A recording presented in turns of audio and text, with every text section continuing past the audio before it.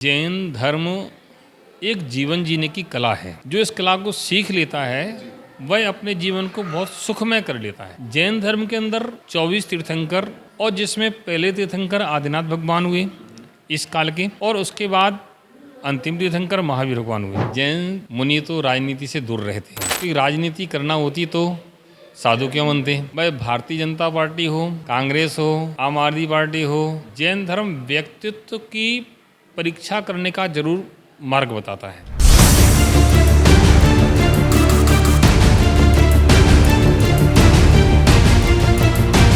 नमस्कार आप सभी को दोस्तों, मैं हूं आपके साथ मिहिर जैन और आज मेरे साथ है उमर अंसारी।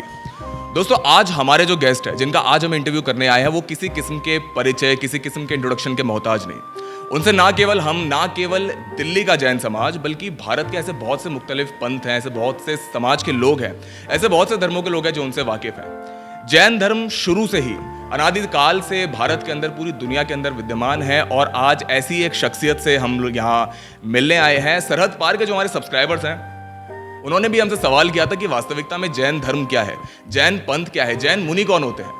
और आज इन्हीं तमाम गुत्थियों को सुलझाने के लिए आज हम आचार्य सुबल सागर जी महाराज के सामने बैठे हैं और आज हम उनसे कुछ सवाल करेंगे जैन धर्म से मुतालिक, इस देश से मुतालिक, और जानेंगे कि जैन धर्म का क्या दृष्टिकोण है इस देश के लिए, इस पूरी दुनिया के लिए।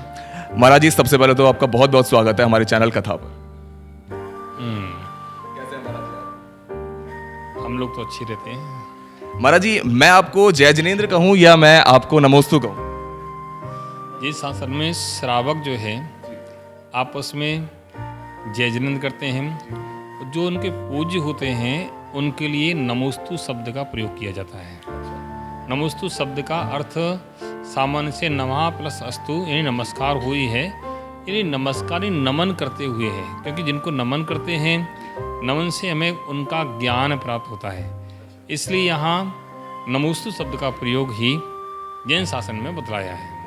महाराज जी, अभी आपने जैन शास्त्र की बात करी, जैन धर्म की बात करी। महाराज जी, वास्तविकता में जैन धर्म है क्या?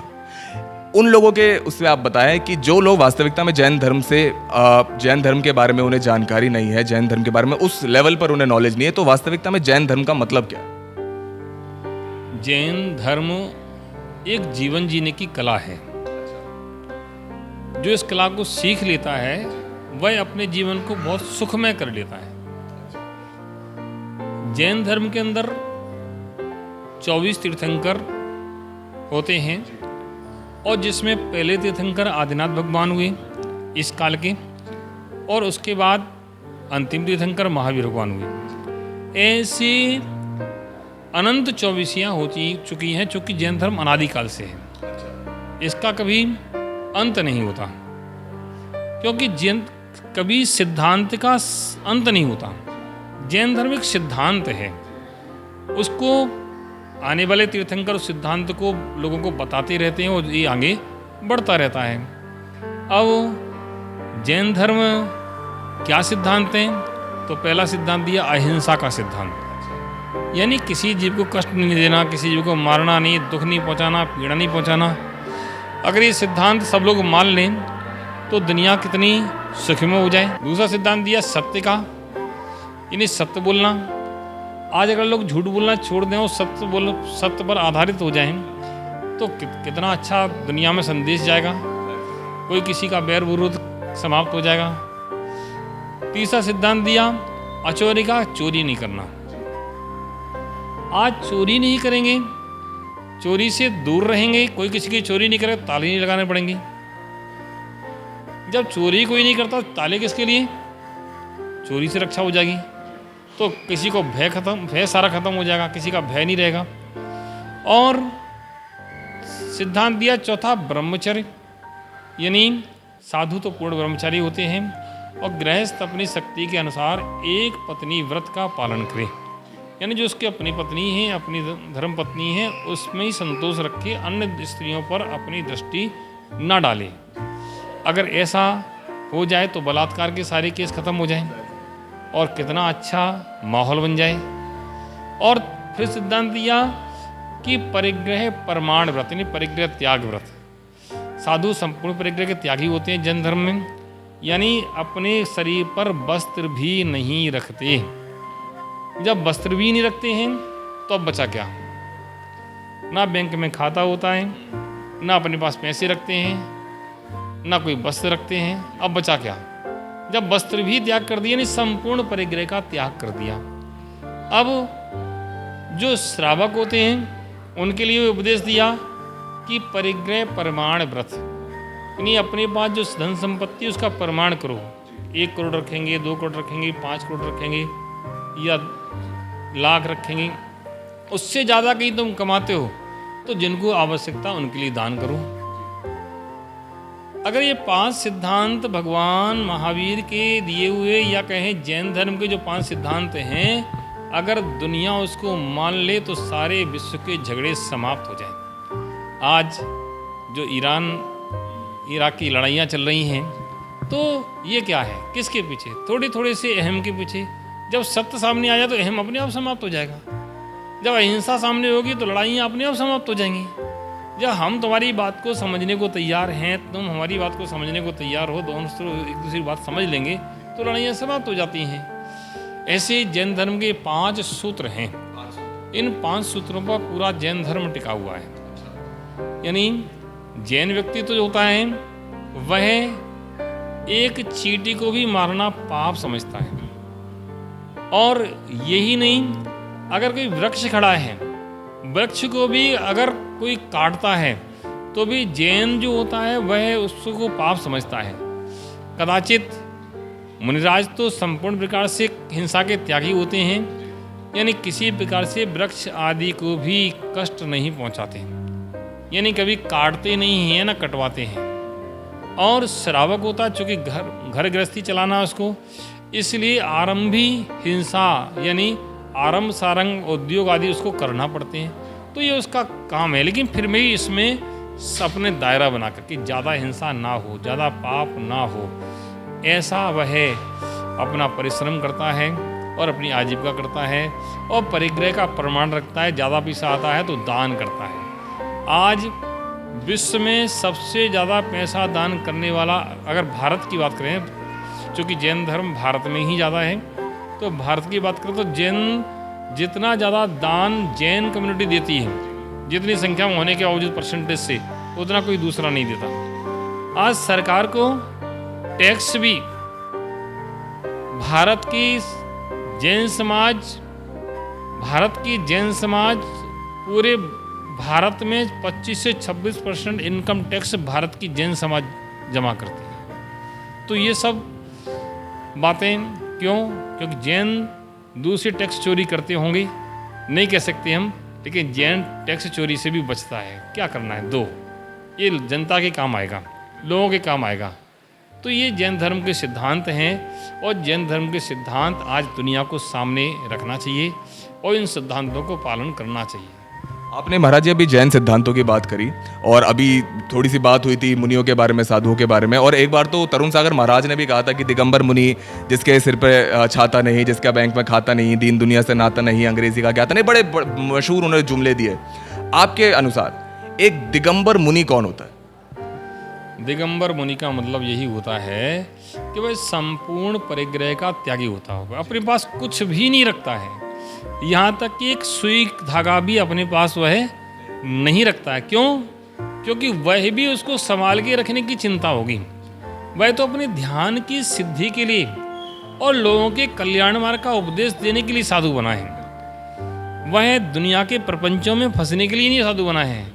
दुनिया के साधु प्रपंचों में फंसते होंगे, दुनिया का काम देखते होंगे, लेकिन जैन साधु कभी किसी प्रपंच में नहीं फंसता। यहाँ तक कि वह किसी संस्था का भी अध्यक्ष मंत्री नहीं बनता, किसी संस्था से नहीं जुड़ता है।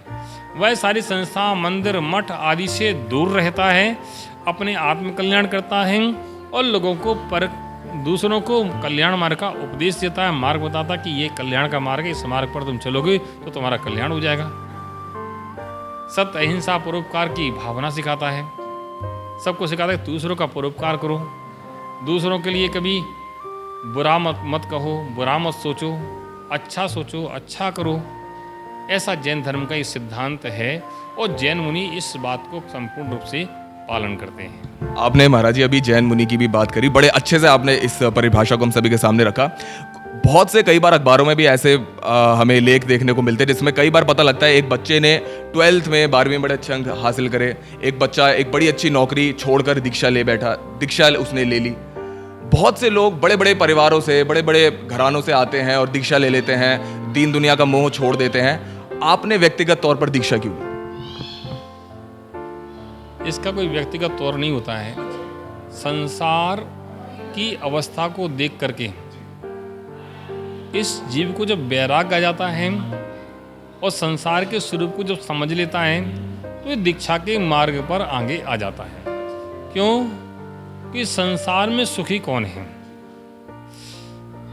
हम लोगों ने जो देखते हैं कि सब दुखी दिख रहे हैं तो इन पर दया आती है और अपने पर भी दया आती है, क्योंकि हम भी दुखी नहीं होना चाहते। संसार के प्रपंचों में फंसकर लोग दुखी हो रहे, परेशान हैं। कोई गरीब है, कोई अमीर है, कोई पैसे वाला, कुछ है। किसी के पास नहीं है तो दुखी है, किसी के पास ज़्यादा है तो दुखी है, और दुनिया और इकट्ठा करना चाहता है और उसका संग्रह की प्रवृत्ति है। तो संसार में सुखी कौन है? कोई सुखी नहीं है। इसलिए इन सब चीज़ों से हम लोग वैराग्य धारण करके और लोगों को सच्चे मार्ग का उपदेश देते हैं कि भाई कुछ संसार में नहीं है, अपने आत्म कल्याण के मार्ग की बात सोचो, दूसरों के परोपकार की बात सोचो तो ही भला है। अन्यथा कितना भी जीवन जी लो, क्या मिला? क्या मिला? जो जन्म लेता है उसको मरना पड़ता है। ये नियम है, सिद्धांत है। जिसका जन्म हुआ है वह नियम से मरेगा भी, आएगा, आया है तो जाएगा। जो बनता है वो बिगड़ता भी है। तो ये तो सिद्धांत है। तो जब बनना बिगड़ना ही है तो अपना कल्याण के मार्ग पर चलो ना। हाँ, किसी की शक्ति नहीं है तो गृहस्थ जीवन का निर्वाह करो, शक्ति है कर सकते हैं तो कल्याण के मार्ग पर चलो। तो ये कल्याण का मार्ग है। इस कल्याण के मार्ग पर हम लोग चल रहे हैं। और जिन धर्म की शिक्षा परिवार में बचपन से रहती है तो सत्य समझते हैं दुनिया का, तो इस मोह को त्याग करके, इन सब मोह से दूर होकर के अपने आत्म कल्याण की भावना की ओर हम लोग आगे बढ़ते हैं। महाराज जी अभी आपने जीवन की बात करी, वैराग्य की बात करी, बहुत कई किस्म, हृदयात्मक किस्म की आपने बात करी। अगर पूछा जाए कि जैन मुनि इनका लाइफस्टाइल कैसा होता है, आप लोगों का लाइफस्टाइल क्या होता है? लोग बाग, अब आपने जैन मुनि की इतनी अच्छी परिभाषा हमारे तमाम दर्शकों के, तमाम नाजरीन के सामने रखी। अब हम ये जानना चाहेंगे कि एक जैन मुनि का, एक दिगंबर मुनि का लाइफस्टाइल क्या होता है, उनकी दिनचर्या क्या होती है, कैसे आप लोग जीवन व्यतीत करते हैं? विषया सावसाती तो निरारंभो परिग्रह ज्ञान ध्यान तपोरक्त तपस्वी सप्रशस्ति। विषयों की आशा से जो विरक्त रहते हैं, जो किसी प्रकार की विषयों की इच्छा नहीं रखते हैं, निरारंभ आरंभ परिग्रह से रहित रहते हैं और ज्ञान ध्यान तप में लीन रहते हैं। कभी शास्त्र पढ़ते मिलेंगे या ध्यान करते मिलेंगे या कोई अन्य प्रकार से कोई तपस्या करते मिलेंगे। ऐसे ज्ञान ध्यान तप में लीन रहते हैं साधु, और ऐसे ही सारा जीवन वह अपना निकालते हैं और कदाचित पर को उपदेश देते हैं। जैसे आप आके बैठ गए आज। अब चूँकि हम लोग इन सब चैनलों से भी दूर रहने का प्रयास करते हैं, लेकिन फिर भी सोचते हैं कि अगर ये सिद्धांत, भगवान के बताए हुए सिद्धांत इतने अच्छे हैं, अगर हमारे द्वारा बताने से अगर अन्य लोगों तक पहुंचते हैं तो हमारा क्या जाता है। लोगों का भला हो, लोगों का उपकार हो, लोगों का अच्छा हो, हमारा क्या जाता है। इसलिए हम आपके साथ आज बैठे हम लोग दूर रहते हैं, मना कर देते हैं कि भाई कोई बात नहीं, तुम और किसी से पूछो, क्योंकि अब अपना काम देखेंगे देखें। लेकिन फिर भी बस इसी में समय निकाल करके साधु अन्य गृहस्थों को उपदेश देते हैं, मार्ग बताते हैं कि ये मार्ग है, तुम अहिंसा धर्म का पालन करो, तुम सत्य धर्म का पालन करो, तुम अचोर धर्म का पालन करो, तुम परिग्रह प्रमाण बनाओ। ऐसा उपदेश देते हैं और लोगों को अपने धर्म पर स्थिर करते हैं कि इस धर्म पर स्थिर रहो, ऐसे धर्म का पालन करो, क्योंकि यही सच्चा स्वरूप है। जैन धर्म कोई अलग से कोई किसी देवी देवता का बनाया हुआ नहीं है। जैन धर्म तो मौलिक सिद्धांत है, जीवन जीने की कला है। जो जीवन जीने की कला सिखाएगा तो वह मौलिक होगा, वह कभी नष्ट नहीं होगा। अब जैन धर्म कहता है पानी छान के पियो। अरे गाड़ी में जब पेट्रोल डाला जाता है तब उसमें भी फिल्टर लगाया दिया जाता है। तो आज घर घर फिल्टर लगने लगे। अरे जैन धर्म तो अनादिकाल से कह रहा पानी छान के पियो, और 4 कपड़े ऐसे पुर्त बनाओ जिससे सूर्य की किरण ना देखे, ऐसा कपड़ा हो। तो ये सिद्धांत जैन धर्म के तो सिद्धांत है। आज दुनिया इस सिद्धांत को मानने लगी, भले ही वह नहीं जानते कि कपड़े से पानी छानने से क्या लाभ है।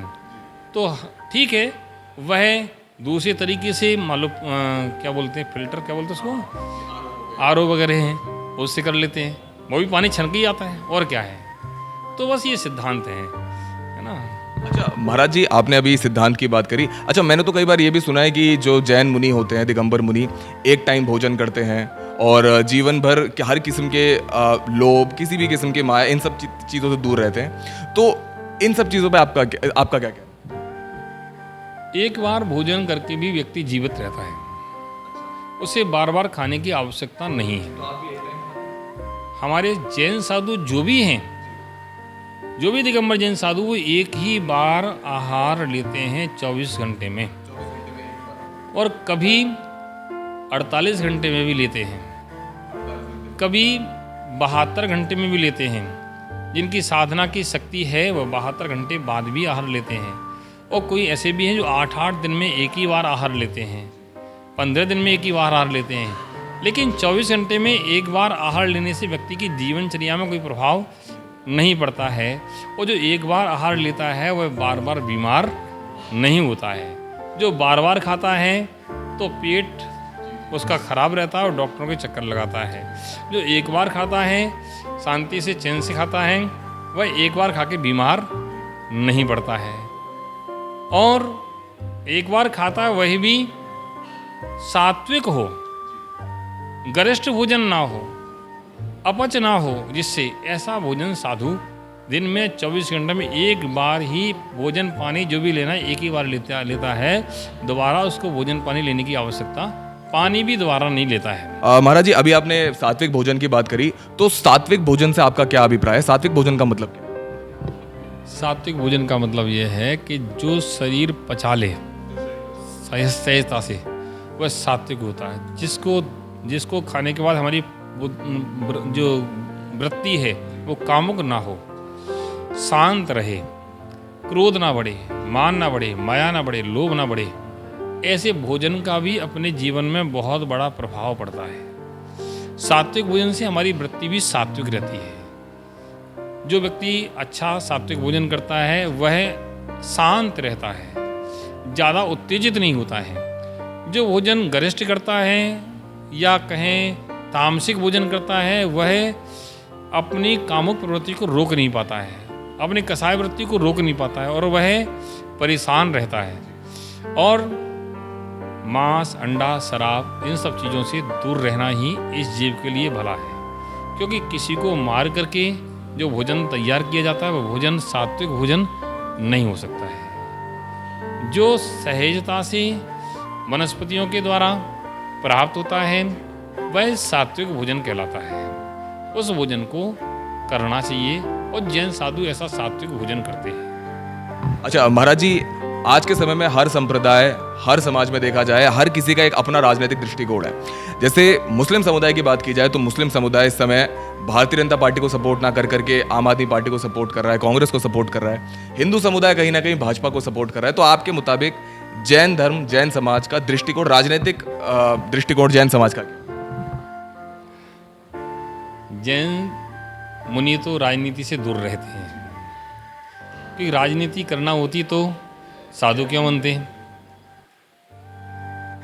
तो जैन मुनि तो राजनीति से दूर रहता है।